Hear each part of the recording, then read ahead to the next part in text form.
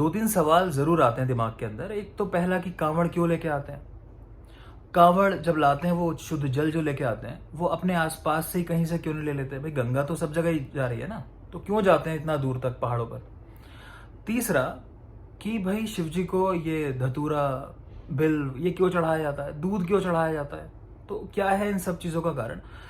तो one by one बात करेंगे। देखो पहली बात है कि क्यों परंपरा शुरू हुई है शिव जी को दूध चढ़ाने की या बाकी चीज़ें चढ़ाने की। तो इतिहास में जाते हैं। तो इतिहास में क्या था कि समुद्र मंथन किया गया। अब इंसान जो भी करता है अपने लालच से करता है, तो वहां भी एक लालच था कि अमृत कैसे मिल जाए हमें। अब अमृत तो पहले आया नहीं, अमृत के पहले विष आ गया, और विष भी ऐसा कि कोई उसके वेग को सहन नहीं कर सकता। भाई विष देख के पहली चीज जो दिमाग में आती है कि मृत्यु हो जाएगी। ऊपर से हालाहल विष, सबसे सुप्रीम क्वालिटी वाला विष था। तो भगवान शंकर सामने आते हैं। अब सवाल आता है भगवान शंकर सामने क्यों आते हैं कि भाई मैं ये विष पीऊंगा और देखते हैं क्या होता है। मतलब वो भी मूर्छित हो गए थे, आप कहानी पढ़ोगे तो, लेकिन फिर भी उन्होंने वो विष पी लिया और अपने गले में उसको रख लिया। तो सवाल आ सकता है क्यों भगवान शंकर ने विष को पिया। तो इसलिए पिया कि भगवान शंकर को ना पूरी दुनिया का पिता माना गया है, उन्हीं से हम सब की उत्पत्ति है। अगर आप इस चीज को नहीं डाइजेस्ट कर पा रहे तो इस तरह से सोचो कि आपके पिताजी हों और उनके सामने दो ऑप्शन रख दिए जाएं। एक ऑप्शन तो यह है कि भाई आपको स्वर्ग मिलता है, और एक है कि आपको नरक मिलता है। और साथ साथ ये भी कह दिया जाए कि आप जो ले लोगे उसकी दूसरी चीज आपके बेटे को मिल जाएगी। आपको क्या लगता है आपके पिता क्या चूज करेंगे। एक सेकंड भी नहीं सोचेंगे, वो बस एक ही बात कहेंगे कि नर्क मुझे दे दो, क्योंकि उनको पता है ऐसा करते ही स्वर्ग उनके बेटे को मिल जाएगा। तो पिता होते ही ऐसे हैं।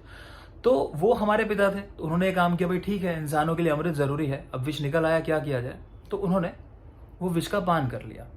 अब विष का पान, क्योंकि विष बहुत तीक्ष्ण होता है, उसमें शांति मिलती है दुग्ध से, तो एक वो पौराणिक महत्व के साथ चीज जोड़ दी कि आप शिव जी को दुग्ध अर्पण करो।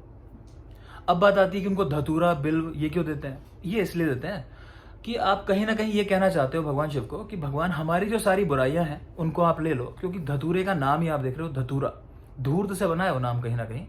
तो इतने धूर्त को जो किसी काम का नहीं माना जाता जनरली, वो अलग बात है कि मेडिसिनल आजकल बहुत सारी प्रॉपर्टीज हैं, लेकिन धतूरा इस बात को सिंबलाइज करता है कि आपकी जो बुराइयां हैं आप वो शिव के ऊपर अर्पित कर दो। भगवान शिव आपकी सारी बुराइयां ले लेंगे और आपकी आत्मा को पवित्र कर देंगे।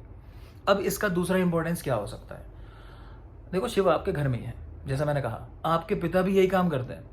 जैसे शिव जी थे ना, कैलाश पे रहते थे, उनको कुछ चाहिए नहीं था, और अभी भी आप जो चढ़ाते हो उनको अर्पित करते हो, तरीका यह है कि वो वापस आपको मिल जाता है प्रसाद रूप में। तो ऐसा ही कुछ होता है जब हम बात करते हैं पिता के बारे में। तो पिता भी आपके साथ यही करते हैं कि जीवन भर बस काम करते रहते हैं और आपसे कुछ भी पाने की इच्छा नहीं रखते।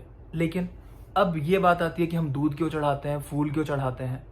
तो इसीलिए चढ़ाते हैं कि आपको अपने पिता के साथ भी यही करना है। आपको कभी कभी उन्हें सम्मान दे देना है, उन्हें याद दिलाना है कि पिताजी आपने मेरे लिए इतना कुछ किया है ना। तो एक तो ये बात है कि भाई भगवान के लिए भी आप अपनी श्रद्धा दिखा सकते हो, साथ साथ अपने पिता को नहीं भूलना है जो जीवन भर आपके लिए मेहनत करते हैं और कभी भी हम उनके लिए कुछ भी नहीं करते हैं।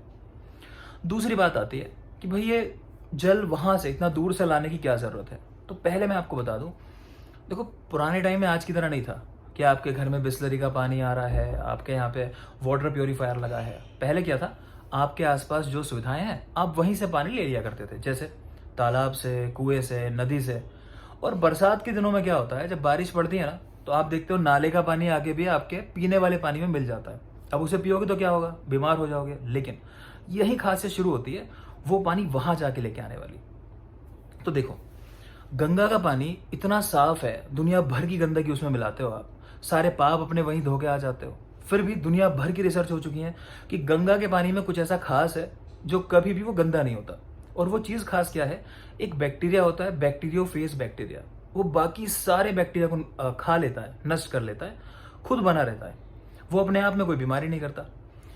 तो ये देखा गया है कि आप कहीं से भी पानी लाके, मतलब शुद्ध जल लाके गंगा जी का आप किसी साधारण पानी में मिला दो, तो वो पानी भी जो है गंगा जल की तरह पवित्र हो जाता है, क्योंकि वो बैक्टीरियोफेज बैक्टीरिया थोड़ी सी मात्रा में आएगा और धीरे धीरे वहां बढ़ जाएगा, उन सारे हार्मफुल बैक्टीरियाज को नष्ट कर देगा। तो अब क्या होता है, आप वहां जाके बिल्कुल शुद्ध फॉर्म लेके आ रहे हो। आपके घर के आसपास भी होगा गंगा का पानी, लेकिन क्यों जा रहे हो इतनी दूर, क्योंकि जो आसपास होगा ना वो इतना शुद्ध नहीं होगा। इसको इस तरह समझ सकते हो कि कई बार जैसे आपने देखा होगा होम्योपैथी में कुछ दवाइयाँ आती हैं जिनको हम टिंक्चर बोलते हैं, मदर टिंक्चर। वो बहुत कंसनट्रेटेड होता है, आप उतना पेशेंट्स को नहीं देते हो। आप देखते हो पेशेंट की कंडीशन, उस हिसाब से उसका कंसंट्रेशन कम करके बच्चों में अलग, महिलाओं में अलग, है ना, वो कंसंट्रेशन आप देते हो। सेम समझ लो कि वहां से जो जल आ रहा है बिल्कुल शुद्ध क्वालिटी का है, वो मदर टिंक्चर है। आपके आसपास जो नदियों में पानी बह रहा है, भले ही गंगा जल आ रहा हो, लेकिन उतना शुद्ध नहीं होता। तो बिल्कुल शुद्ध फॉर्म वो व्यक्ति लेके आता है जो कांवड़ लेने गया है, और वो शुद्ध जल ला के जब आपको चढ़ाया जाता है, शिव जी को चढ़ाया जाता है। अच्छा, एक और इंटरेस्टिंग बात आती है यहाँ पे कि जल जो चढ़ाते हैं ना शिव जी को, तो ऐसा नहीं है कोई एक खास जगह कर दी कि सब लोग ले जाके वहीं जल चढ़ाते हो। कहाँ चढ़ाते हैं? लाएंगे वहां दूर पहाड़ों से और लाके चढ़ाएंगे अपने गांव में, अपने शहर के किसी मंदिर पे। तो ऐसा नहीं कोई एक जगह फिक्स कर दी। पर्पज ये है कि वो शुद्ध गंगा जल जो है वो हर जगह पहुंच जाए, ऐसा ना हो कहीं एक ही जगह पहुंचे खाली। तो अब सारे जल में आपने मिला दिया तो आपका सारा जल पीने योग्य हो गया। तो ये बड़ा एक जरूरी सा कॉन्सेप्ट है। और देखो, कांवड़ नाम भी इसलिए बनता है, का हम जल के लिए इस्तेमाल करते हैं शब्द, का यानी जल होता है, और कांवड़ का मतलब होता है शुद्ध या कह लो पवित्र जल का जो पात्र है वो लिया जाता है कांवड़ का मतलब। तो पवित्र जल आप वहां से लेके आए हो और ये काम कर रहे हो। तो उम्मीद करता हूँ आपके सवालों के जवाब मिल गए होंगे।